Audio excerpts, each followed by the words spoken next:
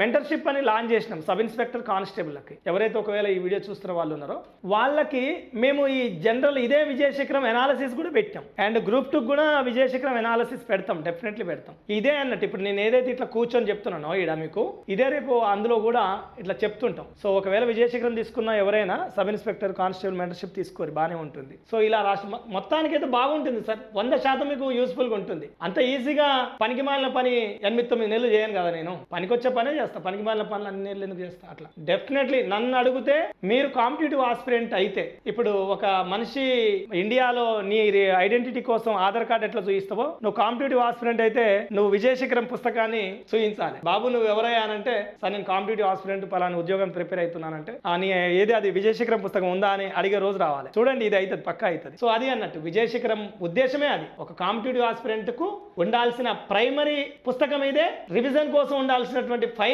పుస్తకం కూడా ఇదే.